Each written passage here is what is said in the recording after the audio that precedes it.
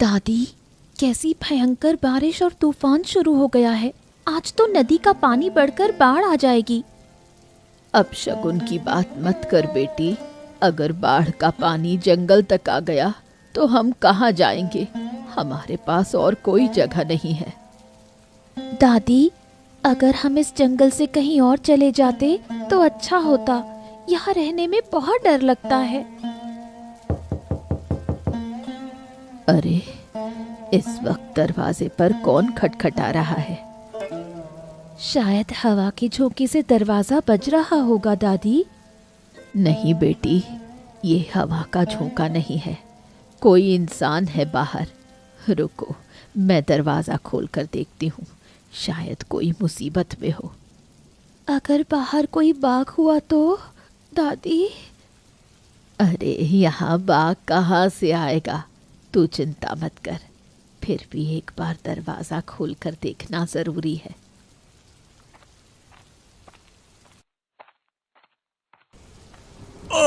मुझे बचाइए, मुझे बचाइए, कृपया कृपया मेरी मदद कीजिए। अरे श्रद्धा, जल्दी आ यहाँ। देख, एक आदमी है, पूरा शरीर खून से लथपथ है, जरूर किसी मुसीबत में है। हमें इसकी मदद करनी होगी। दादी, जल्दी से इन्हें अंदर ले चलो। मैं गर्म पानी तैयार करती हूँ। इनके घावों को साफ करना होगा।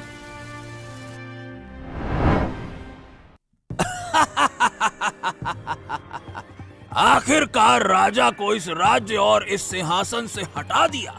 अब वो रानी भी मेरी दासी बनेगी। और ये दासी तो है ही है। हे दासी, जल्दी से जाओ, मेरी नई दासी को बुला कर ले आओ। जाओ जाओ। प्रणाम महामंत्री, क्या आज्ञा है? महामंत्री? अरे, मुझे महामंत्री क्यों कहती हो? आज से मुझे महाराज कहोगी, महाराज, समझी? और ऐसे कहो, महाराज की जय हो। और आज से मैं इस राज्य का नया राजा हूँ। माफ कीजिए महाराज, मुझसे गलती हो गई। और ये गलती दोबारा नहीं होनी चाहिए, नहीं तो तुम्हारी गर्दन उड़ा दी जाएगी, समझी? नहीं महाराज, ऐसा मत कहिए। मैं आपकी हर आज्ञा का पालन करूंगी। बताइए, मुझे क्या करना है? हाँ, तो अब मुझे ये बताओ कि रानी का क्या हाल है? क्या वो अब भी खुद को इस राज्य की महारानी समझती हैं क्या? महाराज, रानी अभी महल के अंदर ही है। क्या उन्हें कोई संदेश देना है? हाँ, तो उन्हें जाकर बता दो कि वो अब से खुद को रानी समझना छोड़ दें। अब ये भ्रम वो ना ही पालें तो बेहतर है। और इस महल के नए राजा यानी मेरी दासी बनकर रहें, इसी में उनकी भलाई है। ऐसा मत कहिए महाराज, रानी को छोड़ दीजिए। मैं आपकी हर सेवा करूंगी। एक बात ध्यान रखना, मेरी आज्ञा के खिलाफ जाने की कोशिश मत करना, वरना तुम्हें इस राज्य से हमेशा हमेशा के लिए निकाल दिया जाएगा। जाओ, हमारी आज्ञा का इसी वक्त पालन करो और रानी को तुरंत मेरी आज्ञा सुना दो। जाओ। जैसा आदेश महाराज, मैं अभी रानी के पास जाती हूँ। दादी, ये तो कल रात से बेहोश है। हमने पूरी रात इनकी सेवा की, फिर भी अब तक इन्हें होश नहीं आया। यही तो चिंता की बात है। मैंने इन्हें जड़ी बूटी की दवा दी है, इससे इनको दर्द में थोड़ी राहत मिलेगी। अब बस इन्हें होश आना चाहिए। थोड़ा और इंतजार करते हैं। हमें किसी वैद्य को बुलाना पड़ेगा दादी। अपनी दादी पर थोड़ा भरोसा रख, मैं इस आदमी को ठीक कर दूंगी। देखो दादी, इन्हें होश आ गया। अब हम कहाँ हैं? और मुझे कहाँ लाया गया है? ये हम कहाँ हैं? बेटा, तुम कल रात तूफान और बारिश में बुरी तरह घायल होकर यहाँ आए थे। हमने पूरी रात तुम्हारी सेवा की। अब कैसा महसूस हो रहा है? अरे अभी भी पूरे शरीर में दर्द है। वो तो होगा बेटा, तुम्हारे पूरे शरीर पर घाव है। लगता है किसी ने धारदार हथियार से हमला किया है। ये किसने किया? जब तक मैं पूरी तरह से ठीक ना हो जाऊं, तब तक मैं अपने बारे में किसी को कुछ नहीं बताऊंगा। ठीक है बेटा, पहले तुम पूरी तरह ठीक हो जाओ, फिर हम इस बारे में बात करेंगे। अभी आराम करो, मैं तुम्हारे लिए गर्म खाना तैयार करती हूँ, इससे तुम्हें आराम मिलेगा। मुझे बचाने के लिए आपका बहुत बहुत धन्यवाद।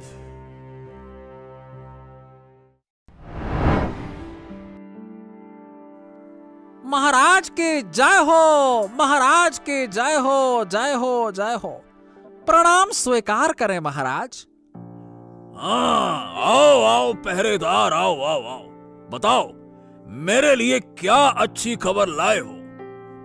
महाराज, आपके लिए सबसे अच्छी खबर तो यह है कि हमने आपके शत्रु महाराज भूपेंद्र को मारकर उनको पानी में फेंक दिया है। क्या पानी में फेंक दिया है? अरे अगर वो पानी में गिरा तो जीवित हो सकता है। महाराज, उन्हें वो मौका नहीं मिलेगा। हमने उन्हें मारने से पहले तलवार से उनके शरीर पर कई घाव किए हैं। ऊपर से उस रात बहुत तेज तूफान और बारिश थी। अब तो आप जानते हैं कि अब तो वो पानी में डूब चुके होंगे।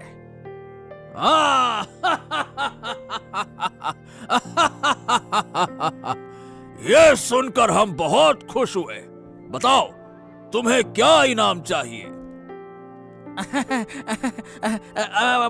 महाराज, हमें कुछ नहीं चाहिए। आप हमारे राजा बन गए, इससे बड़ी खुशी की और भला क्या बात हो सकती है। इतना हमारे लिए बहुत है महाराज। अरे नहीं नहीं नहीं नहीं, तुम्हारे बिना मैं राजा नहीं बन सकता था। इसीलिए मैं चाहता हूँ कि तुम जो चाहो इनाम में मांगो, हम तुम्हें देंगे। ठीक है महाराज, ठीक है, ठीक है। महाराज, अगर आप मुझे मेरा मतलब है कि 50 सोने की मुद्राएं दे दें तो हम बहुत खुश होंगे। 50 सोने की मुद्राएं? जरूर जरूर। महाराज को मारने के लिए कितने लोग गए थे, पहले ये बताओ। महाराज, ये तो छोटा सा काम था, तो हम सिर्फ 3 लोग ही गए थे। हाँ, तो ठीक है, तुम 3 लोगों को 100 सोने की मुद्राएं देता हूँ। जाओ, इन्हें लेकर खुशी मनाओ, जाओ। धन्यवाद, धन्यवाद महाराज, आपका बहुत बहुत धन्यवाद। महाराज की जय हो, महाराज की जय हो। आपने हमें इतना सम्मान दिया। हम सचमुच नहीं समझ पाए थे कि आप कितने महान हैं, कितना बड़ा दिल है आपका। महाराज, पहले की बातों के लिए क्षमा कर दीजिएगा, माफ कर दीजिएगा। पुरानी बातें भूल जाओ, आगे का ध्यान रखो। मुझे ऐसे और भी कई काम तुमसे करवाने होंगे, ठीक है? आपकी सेवा में तो जान हाजिर है महाराज, जान हाजिर है। महाराज की जय हो, महाराज की जय हो। महारानी, बहुत बुरी खबर है। क्या हुआ दासी? तुम इतनी घबराई हुई क्यों हो? महाराज को पहरेदारों ने मारकर पानी में फेंक दिया। क्या कह रही हो? ये नहीं हो सकता। महाराज का ऐसा अनिष्ट कोई नहीं कर सकता है। मैंने खुद पहरेदारों को ये बात कहते सुना है। उन्होंने महाराज को घायल कर दिया और खाले में फेंक दिया। नहीं, मेरा मन कहता है कि महाराज अभी जीवित हैं। महारानी, महामंत्री ने आपको दासी बनाने का आदेश दिया है। आपको तुरंत यहाँ से भागना होगा। मैं अपने महल को छोड़कर कहीं नहीं जाऊंगी, चाहे कुछ भी हो जाए। महारानी, ये आपके लिए खतरनाक होगा। आपकी सुरक्षा मेरी जिम्मेदारी है। ठीक है, जो तुम कहती हो वो करूंगी। हाँ, अपनी नाव में बैठकर मछलियां पकड़ता हूं और खुशी खुशी जीता हूं। लेकिन जो घटना मैंने उस दिन पहले देखी, वो किसी को नहीं बतानी चाहिए। विनय, हमें तुम्हारी मदद चाहिए। हम मुश्किल में हैं।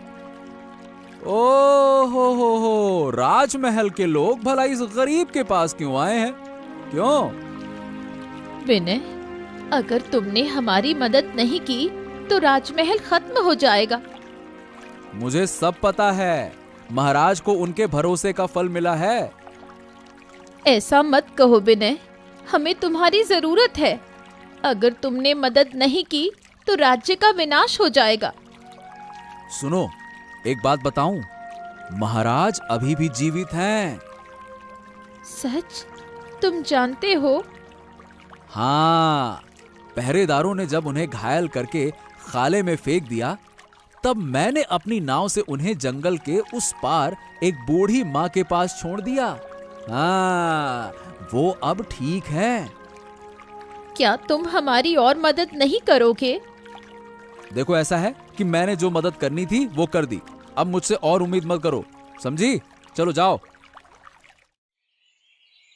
बूढ़ी माँ, क्या आपके पास एक कुल्हाड़ी हो सकती है क्या? अरे बेटा, तुम कुल्हाड़ी का क्या करोगे? हम सोच रहे थे कि जंगल में जाकर कुछ लकड़ियां काट लाएं। इसी वजह से कुल्हाड़ी की जरूरत है। लेकिन बेटा, तुम तो अभी अभी बीमारी से ठीक हुए हो। क्या अभी जंगल में जाकर लकड़ी काटना सही रहेगा? बूढ़ी माँ, मेरे जीवन में ऐसा एक भी दिन नहीं रहा जब मैं बिना काम किए चुपचाप बैठा हूँ। अगर मैं चुपचाप बैठा रहूं तो और भी थकान महसूस करूंगा। आपने तो अभी तक कुछ खाया भी नहीं। कम से कम कुछ खाकर जाइए। तुम बहुत प्यारी हो लड़की। तुम मेरे लिए कुछ अच्छा बना दो। मैं एक गट्ठर लकड़ी लेकर आता हूँ, फिर खा लूंगा। ठीक है? इस जंगल के बारे में तो आपको कुछ भी नहीं पता। अगर आपको कोई मुसीबत हो गई तो हम बड़ी परेशानी में पड़ जाएंगे। अरे तुम लोग चिंता मत करो, कोई मेरा कुछ नहीं कर सकता। तुमने मुझे स्वस्थ किया है, अब मैं खुद को मजबूत महसूस कर रहा हूँ। अब मैं हर समय सावधान रहूंगा। ठीक है बेटा, जब तुमने सोच ही लिया है तो मैं तुम्हें रोकूंगी नहीं। लेकिन ध्यान से जाना, हम तुम्हारा घर पर इंतजार करेंगे। हाँ बूढ़ी माँ, आप निश्चिंत रहिए। लौटते समय हम आपके और आपकी प्यारी श्रद्धा के लिए मधुमक्खी के छत्ते का शहद लेकर आएंगे। चलिए, आज्ञा दीजिए। कहाँ है सिपाही? जल्दी से मेरे सामने आओ। प्रणाम महाराज, प्रणाम। महाराज की जय हो। कहिए महाराज, आपका क्या आदेश है? सुनो सिपाहियों, मेरे समय में मैं एक ऐसा महामंत्री था जिसके पास महाराज के सारे फैसले और जिम्मेदारी की ताकत थी। अब मुझे एक ऐसे महामंत्री की जरूरत है, लेकिन मैं उसे ढूंढ नहीं पा रहा हूँ। सही कहा महाराज। अगर आपको महामंत्री नहीं मिला तो ये तो बहुत बड़ी समस्या होगी। अब हमें क्या करना होगा महाराज? करना ये होगा कि तुम्हें महामंत्री लाकर देना होगा, लेकिन उससे पहले महारानी के पास जो भी सोने के गहने हैं उन्हें जब्त करना होगा, समझे? अरे तुम लोग खड़े क्यों हो? बैठो बैठो बैठो और साथ में भोजन करो। नहीं बेटा, पहले तुम खा लो, उसके बाद हम खा लेंगे। तुम हमारे घर के मेहमान हो, तुम्हें पहले खिलाए बिना हम कैसे खा सकते हैं? सच में, अगर आप लोग नहीं होते तो शायद मैं इस दुनिया में जिंदा नहीं रहता। लेकिन बेटा, बुरा मत मानना, मैं तुमसे एक सवाल पूछना चाहती हूँ। तुम कौन हो और तुम्हारी हालत ऐसी क्यों थी? ठीक है, तो हम सच बता देते हैं। मैं पड़ोसी राज्य का महाराज भूपेंद्र हूँ। क्या महाराज, आप हमारे घर में? हाँ, भाग्य से मैं तुम्हारे घर पर पहुंच गया। मेरा अपना महामंत्री मेरे साथ विश्वासघात करके मुझे मारने की कोशिश की। उसने मुझे नदी में बहा दिया। जब होश आया तो खुद को जंगल के किनारे पाया और किसी तरह तुम्हारे घर तक पहुंचा। ये सोचकर ही हैरानी होती है कि आप जैसे अच्छे इंसान राजनीति के षड्यंत्र का शिकार हो गए। हाँ, शायद यही मेरे भाग्य में लिखा था। लेकिन मेरी महारानी अभी वहां है। उनके लिए मुझे चिंता हो रही है। अगर आप चाहें तो हम चुपके से जाकर उनकी खबर ला सकते हैं और उन्हें आपका संदेश दे सकते हैं। महारानी को वहां से बाहर लाना होगा किसी भी तरह से, नहीं तो उन पर अत्याचार होगा जिसे हम अपनी आंखों से देख नहीं सकते। हम हैं ना महाराज, आप चिंता मत करें। जब तक हम हैं, आपको कोई चिंता करने की जरूरत नहीं। क्या बात है, अचानक रात को मुझे यहाँ मिलने के लिए क्यों बुलाया? हाँ, मैंने बहुत सोचा मैंने। महाराज ने मेरे साथ जो व्यवहार किया था, उसके पीछे हमारे महामंत्री का हाथ था। हाँ, और अब उन्होंने महाराज से विश्वासघात करके उनका सिंहासन भी हथिया लिया है।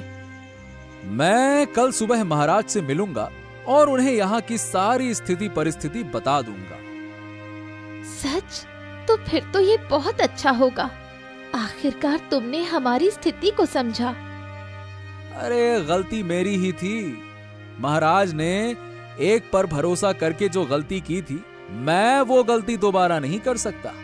किसी भी तरह से हमें इस राज्य को उस महामंत्री के चंगुल से बचाना होगा। ठीक है, तुम्हारा हमारी बात से सहमत होना ही बहुत है। अब तुम जितना जल्दी हो सके महाराज से मिलकर यहाँ की स्थिति बताओ। महाराज हमें यहाँ से जरूर बचाएंगे। हाँ, हम कल सुबह निकलेंगे। और सुनो, महारानी से कहना कि वो निश्चिंत रहें, मैं उनकी रक्षा करूंगा। ठीक है? मैंने महाराज के बारे में कुछ भी महारानी को नहीं बताया है। पहले हमारा काम पूरा हो जाए, फिर उन्हें सब कुछ बता देंगे। अगर मंत्री को ये बात पता चल गई कि महाराज अभी भी जीवित हैं, तो बड़ा संकट आ जाएगा। वो शायद हमसे बदला लेने के लिए हमें भी खत्म कर देंगे।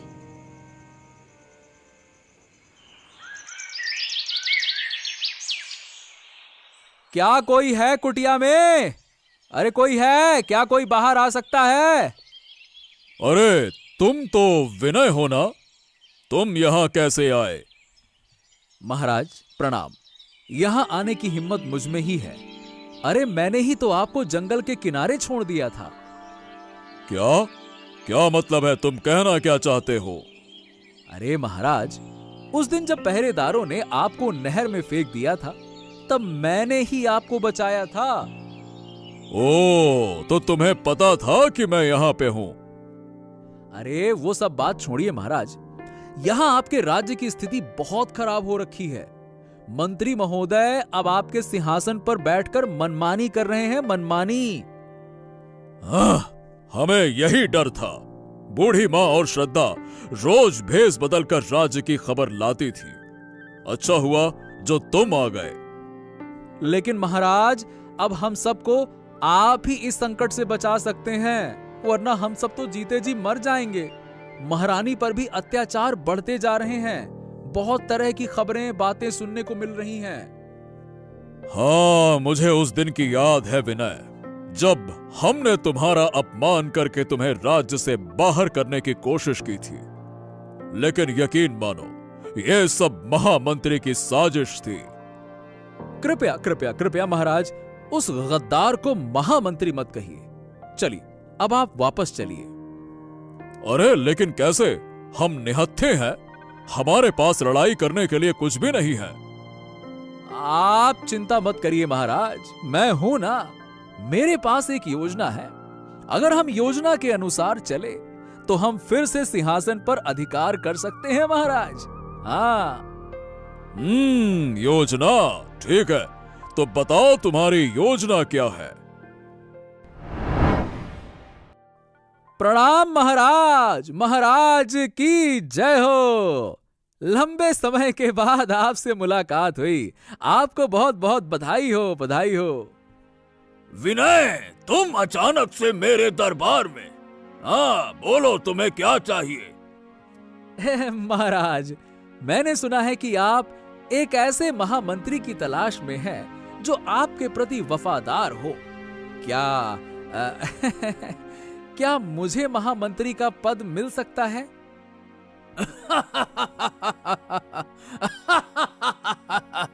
अरे तुम तो एक मामूली से मछुआरे और मांझी हो, मेरे दरबार में महामंत्री बनने चले आए हैं? क्या तुम्हें लगता है कि राज्य के फैसले लेना इतना आसान है, मछली पकड़ने जितना है?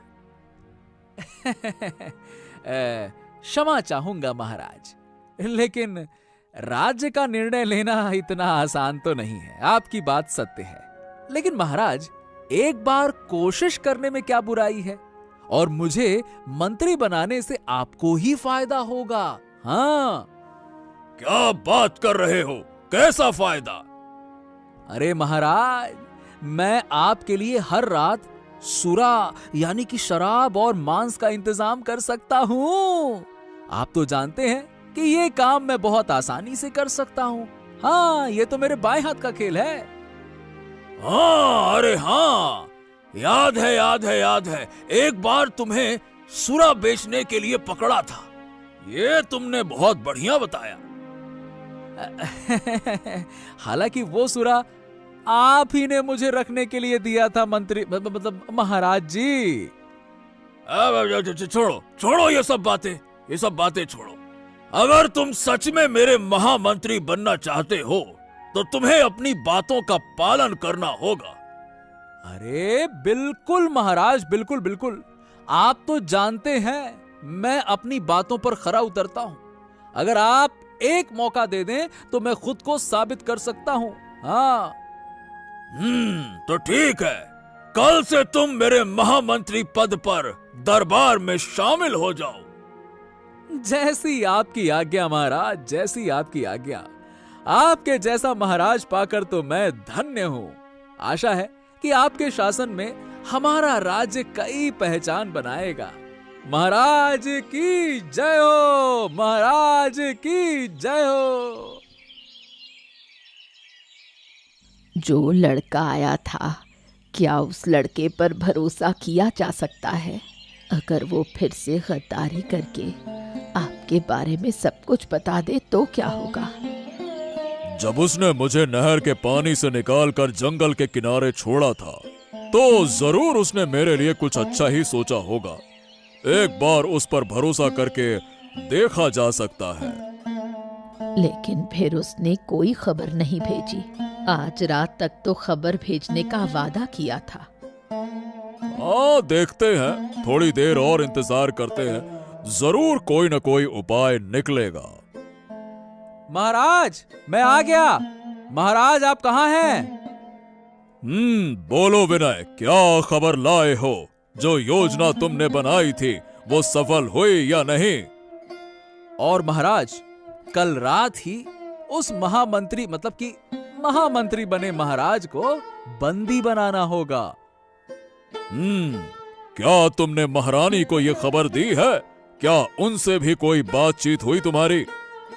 नहीं महाराज, बस महारानी से कोई अभी बातचीत नहीं हुई है। कल मैं जाकर दासी और महारानी के साथ सारी योजना को पूरी कर लूंगा। फिर कल रात ही समझ गया। ये बहुत बड़ी बात है कि तुमने अपनी योग्यता से राजमहल के मंत्री पद पर कब्जा कर लिया। और हाँ महाराज, मैंने आपके लिए तलवार भी अलग से रखी है। जब महामंत्री सोने जाएंगे उसी समय मैं आपको चुपचाप महल के अंदर ले जाऊंगा आपके शुभ चिंतक प्रहरी आपको देखकर बहुत खुश होंगे महाराज। हाँ। लेकिन जो मेरे खिलाफ है उनका क्या होगा? अरे महाराज, आप निश्चिंत रहिए, सबका ध्यान रखा जाएगा। राज्य की प्रजा आपको देखकर आपके पक्ष में खड़ी होगी और जो लोग आपका नुकसान करना चाहते हैं उन्हें बंदी बना लिया जाएगा। आप बस तैयार रहें, कल ही आपकी राज्य वापसी होगी और सब बोलेंगे महाराज की राज वापसी की जय हो।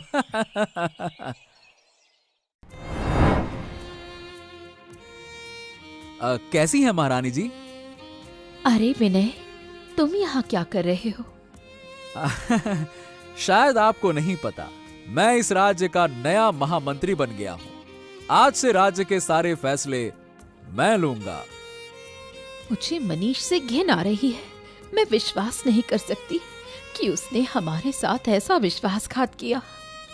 आप चिंता ना करें महारानी, जिस गद्दारी का जाल उसने बिछाया है ना, उसी जाल में वो फंसेगा। बस आप थोड़ा सा इंतजार करिए।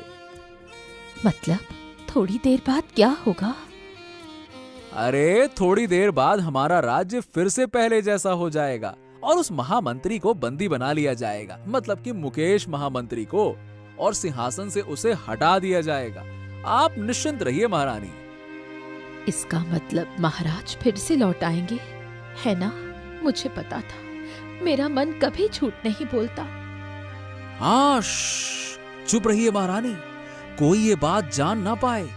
रात तक ये सब कुछ बिल्कुल गुप्त रखना होगा। उठो मुकेश, तुम्हें अब चैन की नींद छोड़नी होगी। उठ जाओ। अरे हाँ हाँ, आप यहाँ कैसे आ गए? पहरेदारों ने तो। तुमने सोचा भी कैसे कि मुझे कोई नुकसान पहुंचा सकता है? अगर तुमने मेरी हत्या की योजना बनाई है तो ऐसे बहुत से लोग भी हैं जो मेरा भला चाहते हैं, समझे? इसका मतलब कि आप मरे नहीं? अरे अरे कोई है? अरे कोई है क्या? मुझे बचाओ पहरेदारों! अरे पहरेदारों, मुझे बचाओ, मुझे बचाओ! बहुत अच्छे, और जोर से चिल्लाओ, इतना चिल्लाओ कि सारे राज्य को पता चल जाए कि तुम जो कल तक एक महामंत्री थे, और तुम जिसने गद्दारी की, और तुम आज चिल्ला चिल्ला कर मेरे सामने गड़गिड़ा रहे हो। और चिल्लाओ, तुम्हें बचाने कोई नहीं आएगा, सबको बंदी बना लिया गया है। लेकिन मेरे साथ ये गद्दारी की किसने? महल के दरवाजे किसने खोले? क्यों, क्या, कैसे, किसने, कब, ये सब मैंने किया। अरे भाई, तुम्हारे महामंत्री ने किया। हाँ, महामंत्री से धोखा खाने का दर्द क्या होता है। आहा, अब समझने की कोशिश करते रहिए। अब महाराज, मुझसे बहुत बड़ी गलती हो गई। मुझे अपने किए का पछतावा है, मुझे माफ कर दीजिए। अब से हम ऐसा कभी नहीं करेंगे, एक बार माफ कर दीजिए। अरे गलती एक नहीं बल्कि कई सारी हैं, तो कैसे माफ कर दें? आपने महाराज के साथ गद्दारी की। महाराज, अब है सजा का समय और अपना राज्य वापस लेने का समय। चलिए महाराज, आगे बढ़िए। सजा तो मिलेगी ही मिलेगी। इसे आज के बाद कारागार में डाल दिया जाएगा। और विनय, तुम हमेशा के लिए हमारे महामंत्री नियुक्त होते हो। क्या? लेकिन महाराज, मैं इस पद को क्या वाकई में संभाल पाऊंगा? संभाल नहीं पाओगे, बल्कि तुमसे बेहतर कोई और संभाल ही नहीं सकता। तुम्हारी सूझबूझ की वजह से आज हम फिर से वहां वापस आ गए हैं, वरना हमें तो यह संभव नहीं लग रहा था। आप लौट आए महाराज, आपको देखकर बहुत अच्छा लग रहा है। मैंने आपके लिए कितनी प्रतीक्षा की। तुम्हें जरूर कुछ दिनों का कष्ट सहना पड़ा महारानी, इसके लिए हम क्षमा चाहते हैं। मुझे शुरुआत से ही सतर्क हो जाना चाहिए था। मुझे बहुत पहले से पता था कि ये महामंत्री मुकेश मेरे खिलाफ साजिश कर रहा है, लेकिन मैंने विश्वास नहीं किया। ये मेरी गलती थी और इसकी वजह से बहुतों को कष्ट उठाना पड़ा। अब ऐसी गलती दोबारा नहीं होगी। हमें क्षमा कीजिएगा महारानी, जो आपको इतना कष्ट उठाना पड़ा।